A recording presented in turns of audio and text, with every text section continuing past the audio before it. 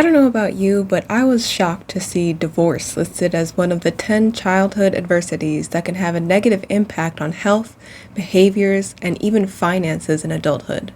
Personally, I would have never known to bring up to a doctor or therapist that my parents didn't speak to each other and therefore I might need help monitoring and preventing toxic effects of ACEs like liver disease. Increasing awareness of childhood adversities is a key step to making sure they don't happen. The first step to solving a problem is admitting that we have one.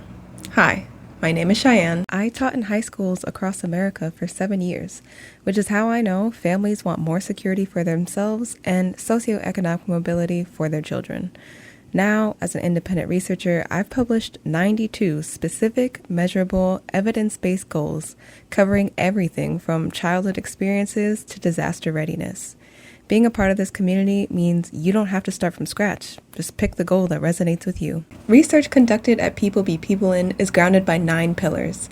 This video is one of 7 exploring pillar number 2, shield children.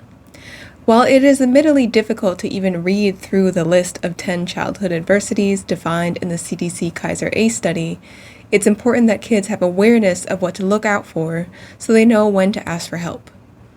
My first and only ACE screening happened when I was in 1st grade. After I finished the survey, my dad was called into school, and I was really nervous that he was going to give me a beating when we got home. Thankfully, my teachers were collaborative but stern and fostered an environment that gave me the strength to talk to my dad in front of them about certain things that went on and how they made me feel. We walked away with action steps, not shame. My experience led me to think that universal screenings like the one I had would help increase awareness and identify distressed students. According to the research published by the Manhattan Institute, screening has been shown to accurately reflect students' well-being, but not to improve well-being. However, this same article noted that universal health screening results yield overwhelmingly false positives, which can do more harm than good. So this left me in limbo. The Manhattan Institute article said serious mental health conditions develop in the late teens and early 20s. So what can be done to intervene so that surviving childhood adversity can be turned into resilience instead of festering into illness? I turned to an article published by Gardify titled Top Tips for What Makes a Great Child Forensic Interview Room. They noted that the interviewer is the most important aspect of making a child feel safe to respond truthfully to questions about their interpersonal relationships.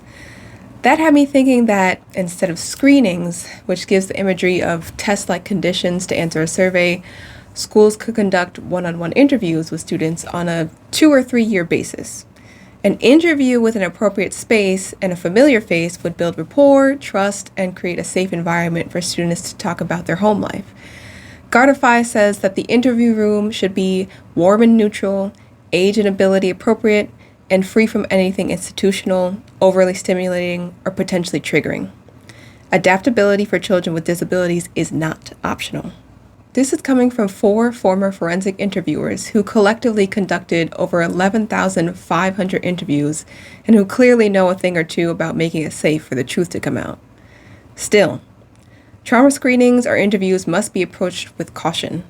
According to this narrative literature review published in the National Library of Medicine, rapport with the interviewer, the child's need to feel empowered and have access to information, communication barriers, developmental abilities or limitations, mental health issues, environmental needs, family dynamics, cultural issues, and just needing an understanding of the child's specific circumstances or their issues that can interfere with the ability to disclose. So while I cannot confidently recommend universal trauma screenings or interviews, I can recommend schools launching a learning project specifically about adverse and positive childhood experiences every 3 years starting in 4th grade. This project can be launched during the Mental Health Awareness Month of May.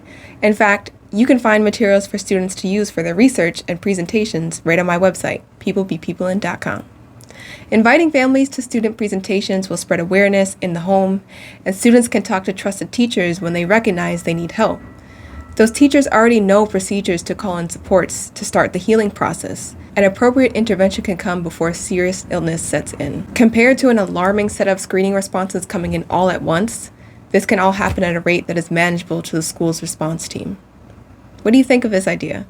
Do you have any adults or programs in schools that made you feel safe to ask for help?